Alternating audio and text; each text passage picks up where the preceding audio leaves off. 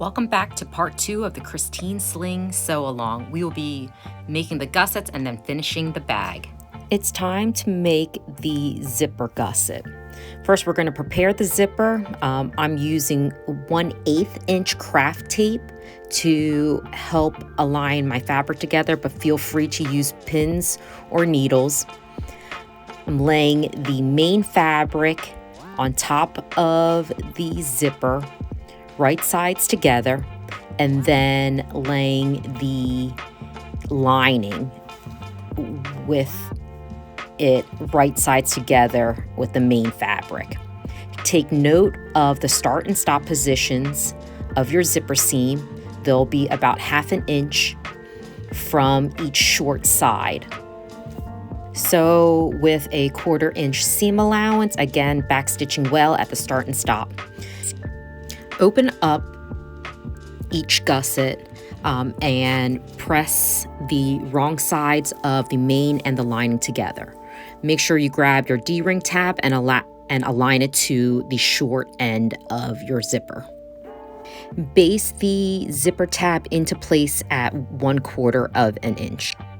Now you can take your main bottom gusset and align it with the main top gusset with the zipper. I've switched fabrics so you can just see things a little bit more easily now. So I pushed all of the lining out of the way and am sewing the top gusset now to the bottom gusset of the main fabric. I veered off a little bit here, not happy with the straight line, so I flipped it over and I'm just sewing the seam over again. Everything looks good, it looks secure, and it's time to now do the same with the lining, pushing now the main fabric out of the way. So I am just pinning only the lining of the top gusset to the lining of the bottom gusset. These are now being sewn separately just to maintain better control and precision when sewing the panels together later. Again, we are just sewing the lining gussets together of the top and bottom pieces. It gets a little difficult pushing the zipper out of the way, but just use a little bit of muscle and maybe an awl to help keep it all under control. Inspect your work and make sure that the main and lining fabrics are separated. Once you're done, you can see that you have 2 different layers sewn for the gusset, one for the lining and then one for the main fabric. Now, to reduce bulk later on, trim off those corners. Sure, the lining is out of the way and you can now top stitch the seam allowance of only the main gusset. Check your work and make sure that you do not have any skip stitches, especially over the D-ring tab. Now with the lining facing up, you'll notice that there is a little bit of space in between the bottom gusset with the zipper. I like to use a little bit of glue to hold it all into place. Now it's time to top stitch all the way around the zipper. You will start underneath one of the D-ring tabs and work your way around using about a 1/16 to 1/8 of an inch seam allowance all the way around. You'll be going through all layers of the main, zipper, lining, and also the D-ring tab. Once finished, inspect your work, make sure that you don't have any skip stitches. Now with one panel laying right side up, take the main fabric from the gusset only and start to match all of the notches of the gusset to the main panel. Once you have matched those notches, begin to ease the rest of the gusset around the main panel. The fit of the gusset is pretty precise and it will be snug around the panel. So make sure you use lots of clips. Now, if the gusset doesn't reach out into every corner upon inspection, you can snip little 1/8 inch cuts into every corner to help ease the fabric around. Now you will sew all the way around the bag. If you're making view A with the piping, you will switch to a zipper foot. Here, there is no piping, so there is just a regular foot. To make sure that the gusset is accurately placed and sewn around every corner, you can see I'm using an awl to make sure the fabric is in place and isn't shifting as I sew. And if it does shift, you can also continually make additional cuts to make sure that the fabric does reach all of those rounded corners.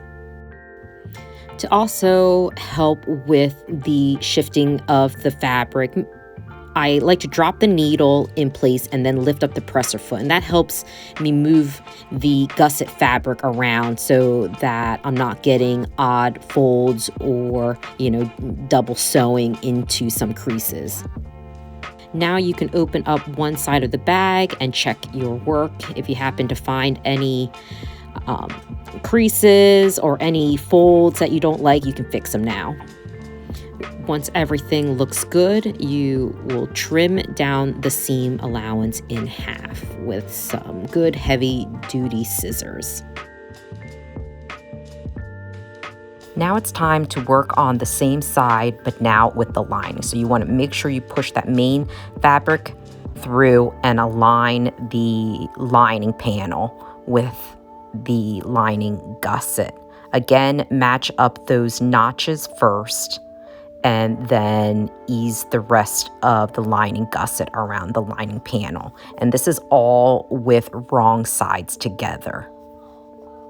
So you can see the right side of the fabric is facing up at you. We're also working one side at a time in order to better manipulate the bag. This bag is pretty compact, so you want to be able to maneuver as much as possible. Just like the main fabric, around the corners, you want to make a couple of cuts in order to ease that gusset through.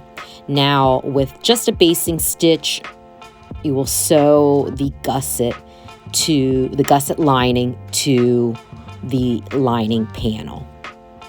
Again, you can see how an awl really helps me maneuver around the bag. It helps press down on the fabric, keeping it all in place and making sure that it doesn't stretch or grow as we sew here.